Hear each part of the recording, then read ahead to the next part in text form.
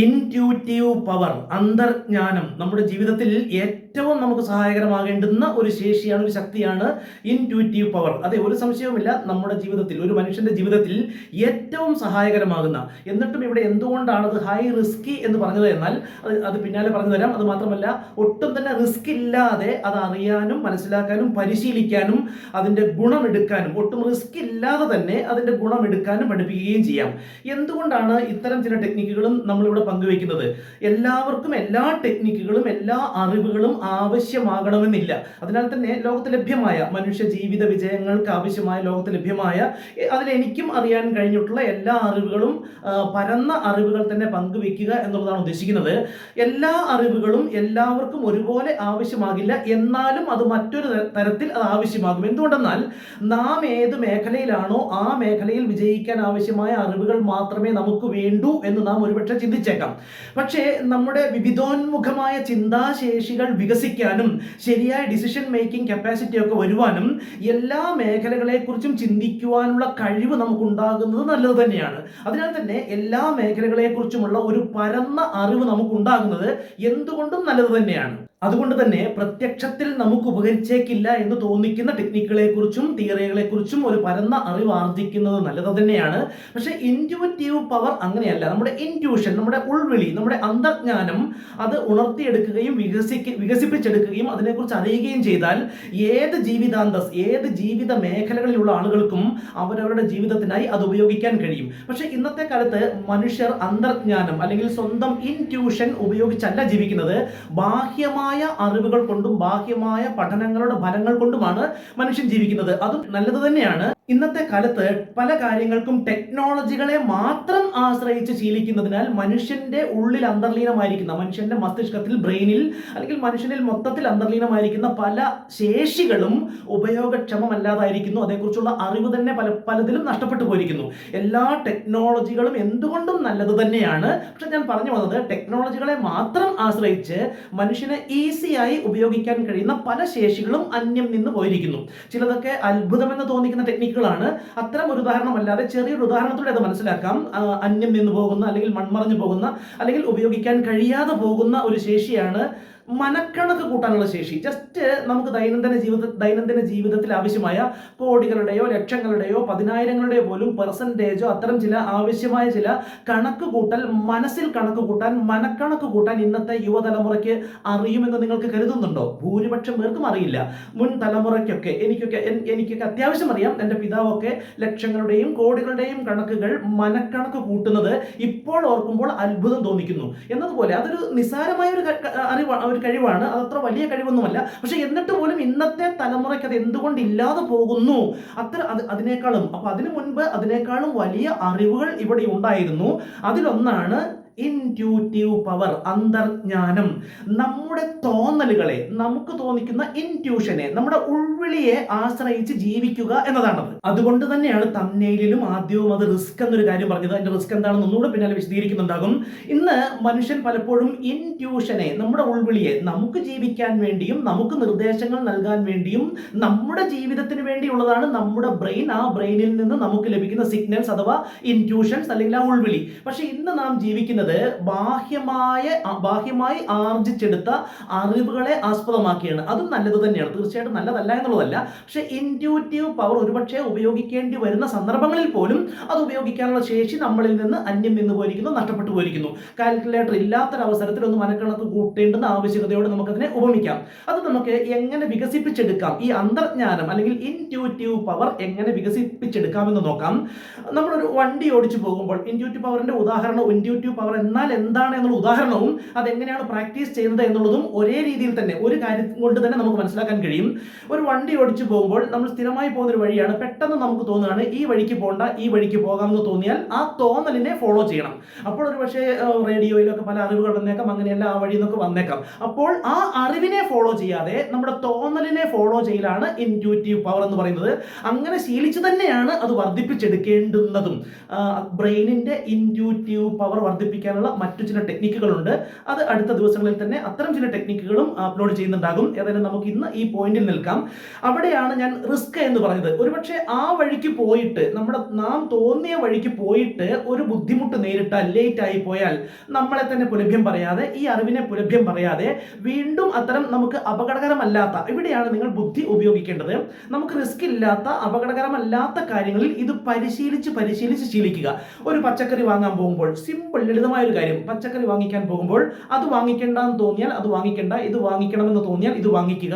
അതുപോലെ പല പല കാര്യങ്ങളിലും ഒരു ബസ് കാത്തു നിൽക്കുമ്പോൾ ആദ്യം ഒരു ബസ് വരുന്നു, നമുക്ക് പോകേണ്ട സ്ഥലത്തേക്ക് തന്നെയാണ്, പക്ഷെ നമുക്ക് പെട്ടെന്ന് മനസ്സിൽ തോന്നുകയാണ് ഈ ബസ്സിൽ കയറണ്ട. അങ്ങനെയെങ്കിൽ അതിൽ കയറാതിരിക്കുക. ഒരു പക്ഷേ കൂട്ടുകാരൻ മറ്റൊക്കെ പറഞ്ഞേക്കാം അതിൽ കയറാമെന്നുള്ളത്. അത് റിസ്കി അല്ല എങ്കിൽ, വീണ്ടും ബസ് ഉണ്ട്, അത് നിങ്ങൾക്കൊരു റിസ്ക് ഉള്ള കാര്യമല്ല എങ്കിൽ, അത്തരം റിസ്ക് ഇല്ലാത്ത കൊച്ചു കൊച്ചു കാര്യങ്ങളിലാണ് ഇത് പരിശീലിച്ച് ശീലിക്കേണ്ടത്. അതുകൊണ്ടാണ് ഞാൻ ആദ്യം റിസ്ക് ഉണ്ട് എന്ന് പറഞ്ഞത്. ഒരു ജോബ് ലഭിക്കുന്ന കാര്യത്തിലോ, ഒരു ഫോറിൻ വിസയുടെ കാര്യത്തിലോ, ഒരു മൈഗ്രേഷന്റെ കാര്യത്തിലോ ഒക്കെ വലിയ കാര്യങ്ങളിൽ നിങ്ങൾ ഇൻറ്റ്യൂഷൻ ആണെന്ന് കരുതി എന്ന് പറയുന്നത് ഒരുപക്ഷെ അത് യഥാർത്ഥ ഇൻറ്റ്യൂഷൻ ആയിക്കൊള്ളണമെന്നില്ല. അത് കുറെ കാലം ഇങ്ങനെ കൊച്ചു കൊച്ചു കാര്യങ്ങൾ പരിശീലിച്ച് നിങ്ങൾക്ക് ബുദ്ധിമുട്ടില്ലാത്ത വലിയ വലിയ കാര്യങ്ങളിലേക്ക് കടന്നു കഴിയുമ്പോൾ പിന്നെ ഒരു ധൈര്യവും കൂടെ വേണം. ഒരു പക്ഷേ അത് തെറ്റിപ്പോയാൽ പോലും അതിന്റെ കോൺസിക്വൻസസ്, അതിന്റെ വരും വരായിക ഏറ്റുവാങ്ങാനുള്ള ധൈര്യം കൂടെ ഉള്ളവരാണ് അത് വീണ്ടും കുറച്ച് കൂടുതൽ വലിയ വലിയ കാര്യങ്ങളിൽ പരീക്ഷിക്കേണ്ടത്. ഇത് കുറച്ചു കാലം കൊണ്ട് നിങ്ങൾക്ക് അത് വ്യക്തമായിട്ട് മനസ്സിലാകും. നിങ്ങൾക്ക് പലപ്പോഴും ഒരു ഫോൺ കോൾ വരുമ്പോൾ നിങ്ങൾ ഒരു പക്ഷേ അദ്ദേഹത്തെ വിളിക്കാൻ ഊഹിച്ച ആ സമയത്തായിരിക്കും അദ്ദേഹത്തിന്റെ കോൾ വരുന്നത്. അത് നിങ്ങൾക്കും അനുവർത്തിക്കാം. ഒരാളെ വിളിക്കാൻ തോന്നിയാൽ നിങ്ങൾക്കും അങ്ങോട്ട് വിളിക്കാം. ഒരുപക്ഷെ ചോദിച്ച് മനസ്സിലാക്കുകയും ചെയ്യാം, എന്നെ വിളിക്കണമെന്ന് തോന്നിയിരുന്നോ എന്നുള്ളത്. ഒരുപക്ഷെ അദ്ദേഹത്തിന് അത് തോന്നിയിട്ടുണ്ടാകാം. നമുക്ക് ഒരാളെ വിളിക്കണമെന്ന് തോന്നുന്ന സമയത്ത് അദ്ദേഹം നമ്മളെ വിളിച്ചതുപോലെ തന്നെ ആയിരിക്കാം ഈ ഒരു സംഭവവും. ഇതിനെ കളക്റ്റീവ് കൺഷ്യസ് എന്നാണ് കാൾ ഗുസ്താവ് യുങ്, സിഗ്മണ്ട് ഫ്രോയിഡിന്റെ ശിഷ്യനായ കാൾ ഗുസ്താവ് യുങ് പറഞ്ഞിരുന്നത്. ഇപ്പോൾ നിങ്ങൾക്ക് മനസ്സിലായിട്ടുണ്ടാകും ഞാൻ എന്തുകൊണ്ടാണ് ഹൈ റിസ്ക് എന്ന് പറഞ്ഞത് എന്നുള്ളത്. ആദ്യം തന്നെ നമ്മുടെ എല്ലാ തോന്നലുകളും, വലിയ വലിയ കാര്യങ്ങൾ ആ തോന്നലിനെ ഫോളോ ചെയ്താൽ ഒരുപക്ഷെ വലിയ റിസ്ക് തന്നെ ഉണ്ടാകാം. അതാണ് റിസ്കി എന്ന് പറഞ്ഞത്.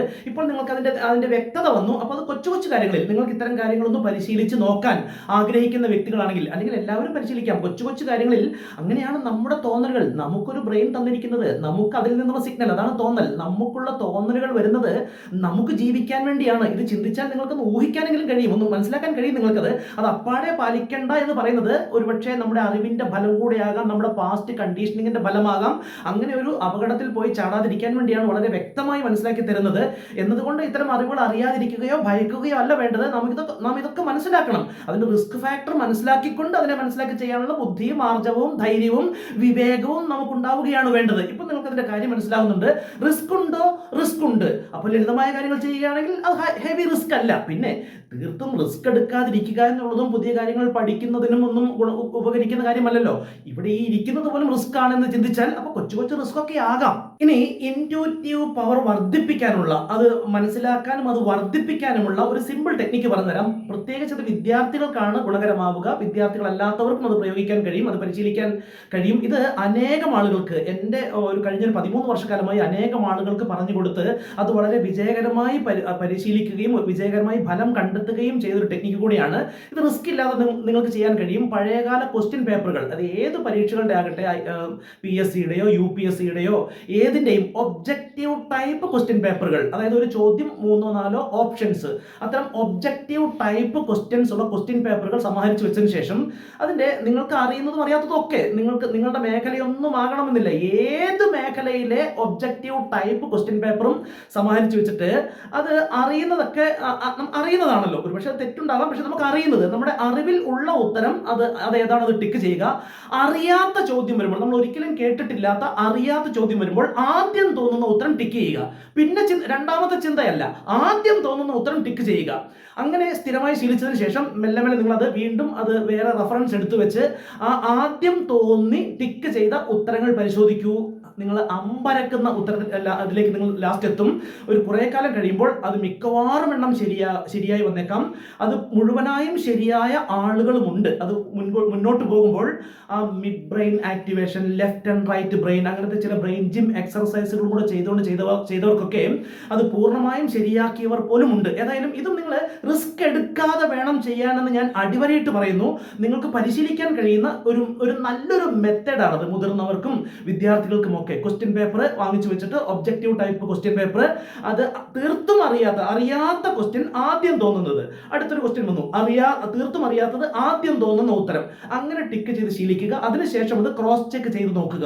അപ്പോൾ നിങ്ങൾക്ക് മനസ്സിലാകും ആദ്യ ഘട്ടത്തിലൊക്കെ അതിൽ 50-50 ഉണ്ടാകും, അതൊന്നും അറിയില്ല. പക്ഷെ മുന്നോട്ട് പോകും തോറും ആ ഇൻറ്റ്യൂറ്റീവ് പവർ വർദ്ധിക്കുകയും നമ്മുടെ ഇൻറ്റ്യൂറ്റീവ് പവറിന്റെ ഫലമായി ശരിയായ ആൻസറുകൾ 90% മേൽ വരുന്നതും നിങ്ങൾക്ക് സ്വയം പരിശോധിച്ചറിയാനും കഴിയുകയും ചെയ്യും. ഇത് റിസ്ക് ഇല്ലാതെ പരിശീലിക്കാൻ കഴിയുന്ന ഒരു തന്ത്രമാണ്, ഒരു ടെക്നിക്കാണ്. അങ്ങനെ റിസ്ക് ഇല്ലാത്ത, സിമ്പിളായി നിങ്ങൾക്ക് ചെയ്തു പോകാൻ കഴിയും. റിസ്ക് ഇല്ലാത്ത ഏരിയകളിൽ, റിസ്ക് ഇല്ലാത്ത കാര്യങ്ങളിൽ ആദ്യം പരിശീലിക്കുക. അതിനുശേഷം മെല്ലെ മെല്ലെ റിസ്ക് കൂട്ടാം. നിങ്ങൾക്ക് നിങ്ങളുടെ ജീവിതത്തെ സാരമായി ബാധിക്കുന്നതല്ലാത്ത കാര്യങ്ങളിൽ അത് പരിശീലിച്ച് മുന്നോട്ട് പോയാൽ ചില സന്ദർഭങ്ങളിൽ, ചിലപ്പോൾ നമുക്കൊരു ക്രിട്ടിക്കൽ ഡിസിഷൻ എടുക്കേണ്ട സന്ദർഭങ്ങളിൽ നമുക്ക് മറ്റൊരു ആശ്രയവും ഇല്ലാതെ വരുമ്പോൾ നമുക്ക് എന്ത് ചെയ്യാൻ പറ്റും? എന്ത് ഡിസിഷൻ എടുക്കണം എന്നറിയാതെ കുഴങ്ങുന്ന ഒരു അവസ്ഥയിൽ നമ്മുടെ ആ ഇൻറ്റ്യൂറ്റീവ് പവർ നമുക്ക് സഹായത്തിനെത്തും. ഇങ്ങനെ പരിശീലിച്ചു പോയാൽ, ആ മനക്കണക്ക് കൂട്ടി ശീലിച്ചിരുന്നുവെങ്കിൽ കാൽക്കുലേറ്റർ ഇല്ലാത്ത അവസ്ഥയിലും ആ മനക്കണക്ക് കൂട്ടി ആ സന്ദർഭം മറികടക്കാമെന്നതുപോലെ നിങ്ങൾക്ക് അത് ഉപയോഗിക്കാൻ കഴിയും. അത് മാത്രമല്ല, നമുക്ക് ഉപയോഗിക്കാൻ കഴിയുന്ന ഉത്കൃഷ്ടമായ ഒരു ശേഷിയാണത്. അത് പറയുമ്പോൾ പറയാതിരിക്കാൻ തരമില്ല. ഞാൻ സ്വാമി വിവേകാനന്ദനെ കുറിച്ച് നേരത്തെ പല പുസ്തകങ്ങളിലും വായിച്ച ഒരു സംഭവമാണത്. നിങ്ങൾക്കത് തള്ളേണ്ടവർക്ക് തള്ളാം, കൊള്ളേണ്ടവർക്ക് കൊള്ളാമെന്നേ ഞാൻ പറയുള്ളൂ. ഞാനത് മനസ്സിലാക്കുന്നു. കാരണം ഇന്ന് പുതുതലമുറയ്ക്കോ അല്ലെങ്കിൽ ഇന്നത്തെ കാലത്ത് പലർക്കും വിശ്വസിക്കാൻ കഴിയാത്ത പല സത്യങ്ങളും അവിശ്വസനീയമൊന്നുമല്ല. ഉദാഹരണത്തിന് പെട്ടെന്ന് പറയുകയാണെങ്കിൽ, ലോക ചരിത്രത്തിൽ ആദ്യമായി വാർ റോക്കറ്റ്, യുദ്ധത്തിൽ റോക്കറ്റ് ഉപയോഗിച്ചത്, ലോക ചരിത്രത്തിൽ ആദ്യമായി റോക്കറ്റ് ആൻഡ് മിസൈൽ ഉപയോഗിച്ചത് ഇന്ത്യ ആണെന്ന് പറഞ്ഞാൽ എത്ര പേര് വിശ്വസിക്കും? ഇപ്പൊ തന്നെ സ്കിപ്പ് ചെയ്യാൻ തോന്നുന്നുണ്ടാവും, ഇദ്ദേഹം എന്ത് വിവേകശൂന്യതയാണെന്നുള്ളത്.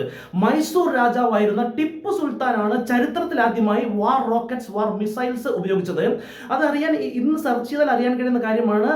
APJ അബ്ദുൽ കലാം സാറിന്റെ പല പുസ്തകങ്ങളിലും അത് പ്രതിപാദിക്കുന്നുണ്ട്.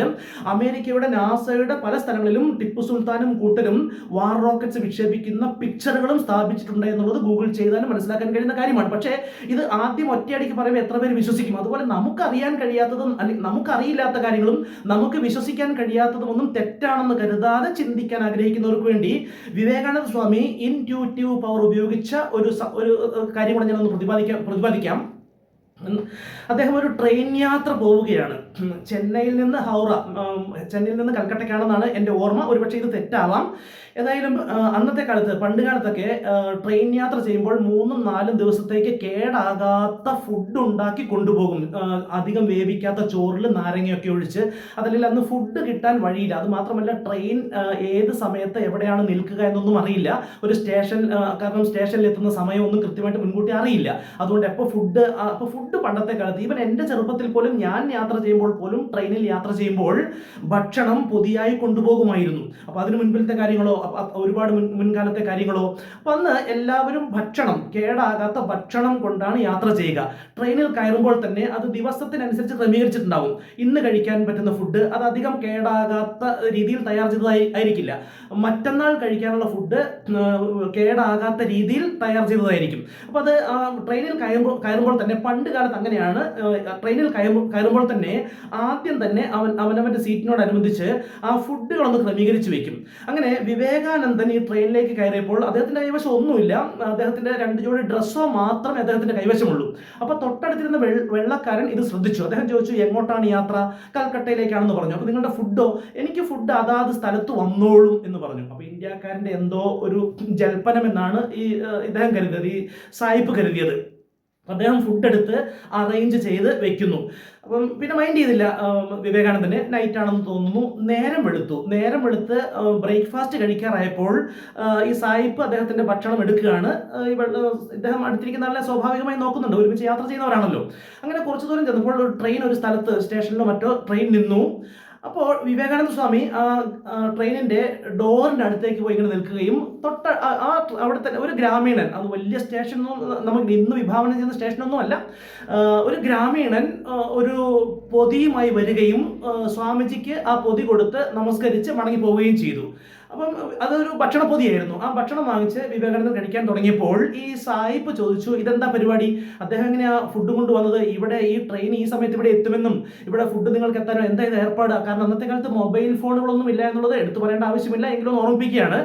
അപ്പം വിവേകാനന്ദ സ്വാമി പറഞ്ഞു, ഇത് ഇൻറ്റ്യൂറ്റീവ് പവറാണ്. അദ്ദേഹം ഇംഗ്ലീഷിൽ തന്നെ പറഞ്ഞു കൊടുത്തു, ഇത് ഇൻറ്റ്യൂറ്റീവ് പവറാണ് എന്ന് പറഞ്ഞു കൊടുത്തു. അപ്പം സായിപ്പ് വിചാരിച്ചു, ഇദ്ദേഹം പറ്റിക്കൽസ് എന്തോ പറയുകയാണെന്ന് വിചാരിച്ചു. വീണ്ടും ചുരുക്കി പറയാം, ഉച്ചയായി.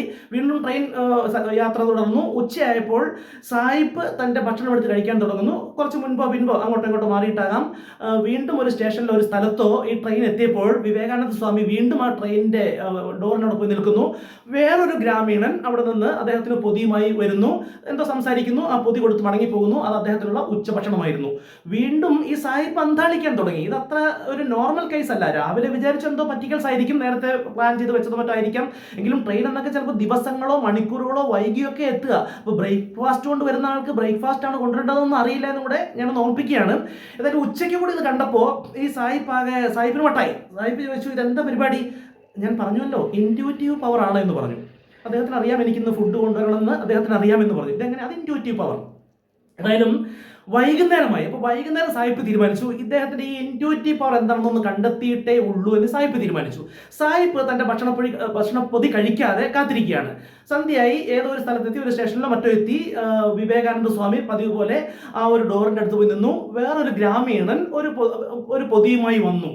സായിപ്പ് ആ ഗ്രാമീണന്റെ പിന്നാലെ പോയി. എന്താ പരിപാടി എന്ന് ചോദിച്ചു. അപ്പോൾ ഈ ഗ്രാമീണൻ പറഞ്ഞു, ഇത് ഇൻറ്റ്യൂറ്റീവ് പവർ ആണ്. സായിപ്പ് പറഞ്ഞു, എന്താ ഈ പറയുന്നത്, എന്താ കാര്യം, നിങ്ങൾ എന്തുകൊണ്ടാണ് ഈ ഫുഡ് കൊണ്ടുവന്നത്? അപ്പോൾ ഈ ഗ്രാമീണൻ പറഞ്ഞു, ഞാൻ ഇങ്ങനെ ജസ്റ്റ് ഉറങ്ങിക്കിടക്കുമ്പോൾ ഈ ഒരു സന്യാസി ഏതാണ്ട് ഈ സമയത്ത് ഒരു ട്രെയിനിൽ വരുന്നുവെന്നും അദ്ദേഹത്തിന് വൈകുന്നേരത്തെ അത്താഴം ആവശ്യമുണ്ട് എന്നുള്ളതും എനിക്ക് ഒരു സ്വപ്നം പോലെ ഞാൻ കണ്ടു. ഞാൻ അതിനെ ഫോളോ ചെയ്തു എന്ന്. അതായത് അന്നത്തെ കാലത്ത് അവരത് ഫോളോ ചെയ്യുമായിരുന്നു. ഇന്ന് നമ്മളൊരു പക്ഷേ ഒരാളെ വിളിക്കണമെന്ന് നാം കരുതുമ്പോൾ അദ്ദേഹം നമ്മെ വിളിക്കുന്ന ആ ലാഘവമേ അന്ന് അതുണ്ടായിരുന്നുള്ളൂ. ഇന്നാണെങ്കിൽ ഒരുപക്ഷെ ഒരാളെ വിളിക്കാൻ തോന്നിയാൽ നാം ജസ്റ്റ് ചിലപ്പോൾ വിളിച്ചോളണമെന്നില്ല. പക്ഷെ അന്ന് അവരതിനെ ഫോളോ ചെയ്തിരുന്നു. ആ റിസ്ക് എടുത്തിരുന്നു. ആ ലാഭനഷ്ടങ്ങൾ നോക്കാതെ ആ റിസ്ക് എടുത്തിരുന്നു. അങ്ങനെ ഇൻറ്റ്യൂറ്റീവ് പവർ അറിയുന്ന അത്തരം ചില ഗുരുകുലങ്ങളിൽ അത്തരം കാര്യങ്ങൾ പഠിപ്പിക്കുന്ന ആളുകൾ അത് ഫോളോ ചെയ്തിരുന്നു. അവരുടെ തോന്നലുകളെ ഫോളോ ചെയ്തിരുന്നു. അതിന്റെ ഫലം മാത്രമാണത്. ഏതായാലും ഇത്തരം പല അറിവുകളും നാം അറിഞ്ഞിരിക്കുന്നതും നേരത്തെ പറഞ്ഞിരുന്നു റിസ്ക് ആണെന്ന്. ഇപ്പോൾ നിങ്ങൾക്കറിയാം അതിന്റെ റിസ്ക് എന്താണ്, റിസ്ക് ഇല്ലാതെ എങ്ങനെ പരിശീലിക്കാമെന്ന്. അപ്പോൾ റിസ്ക് ഇല്ലാതെയെങ്കിലും നിങ്ങൾക്ക് പരിശീലിക്കാൻ കഴിയുന്ന രീതിയിൽ പരിശീലിച്ചു പോയാൽ നമുക്ക് ജീവിതത്തിൽ പല സന്ദർഭങ്ങളിലും അത് ഗുണകരമാവുകയും ചെയ്യാനുള്ള സാധ്യതയുണ്ട്. അതുകൊണ്ട് ഇപ്പോൾ നിങ്ങൾക്ക് മനസ്സിലായി റിസ്ക് എന്താണെന്നുള്ളത്. അപ്പോൾ റിസ്ക് ഉണ്ട്. പക്ഷേ എന്നാൽ ഇപ്പോൾ ഈ വീഡിയോ കണ്ട എല്ലാവർക്കും അറിയാം റിസ്ക് ഇല്ലാതെയും നിങ്ങൾക്ക് പരിശീലിക്കാൻ കഴിയുന്ന അനേക ഏരിയകളുണ്ട്. കൊച്ചു കൊച്ചു കാര്യങ്ങളിലൊക്കെ നിങ്ങൾ എന്ത് ചെയ്യുക, കൊച്ചു കൊച്ചു റിസ്ക് മാത്രമുള്ള കാര്യങ്ങളിലൊക്കെ നിങ്ങളത് പരിശീലിക്കുക. ആവശ്യമുള്ളവരെങ്കിലും ഞാൻ പറയും എല്ലാവരും പരിശീലിക്കണമെന്ന്. കാരണം എല്ലാവരും ജീവിതം എന്ന പ്രോസസ്സിലാണല്ലോ. നമുക്ക് ഇത്തരം കാര്യങ്ങൾ പലപ്പോഴും ആവശ്യം വന്നേക്കാം. അതുകൊണ്ട് എല്ലാവരും അത് പരിശീലിക്കാൻ ശ്രമിക്കുക. നമുക്ക് നാം ഉദ്ദേശിക്കുന്ന അല്ലെങ്കിൽ നാം പോകുന്ന ഏരിയയെക്കുറിച്ചുള്ള അറിവുകൾ മാത്രമല്ല, ഇത്തരം പരന്ന അറിവുകൾ കൂടെ നമുക്ക് ലഭിക്കുന്നത് എന്തുകൊണ്ടും ജീവിതത്തിൽ നല്ലതാണെന്ന് മനസ്സിലാക്കുക. അതുകൊണ്ട് തന്നെ ഇത്തരം കാര്യങ്ങൾ പരിശീലിക്കാനും ശ്രമിക്കുക. ഇനിയും ഇത്തരം വ്യത്യസ്തമായ വീഡിയോകളുമായി, വ്യത്യസ്തമായ ജീവിതഗന്ധിയായ അറിവുകളുടെ വീഡിയോകളുമായി നമുക്ക് വീണ്ടും കാണാം. ഈ വീഡിയോ ഇഷ്ടമായെങ്കിൽ ലൈക്ക് ചെയ്യാനും സബ്സ്ക്രൈബ് ചെയ്യാനും നിങ്ങളുടെ വിലയേറിയ കമന്റുകൾ രേഖപ്പെടുത്താനും ഓർക്കണമെന്ന് ഓർമ്മിപ്പിക്കുകയും ചെയ്യുന്നു. Thank you.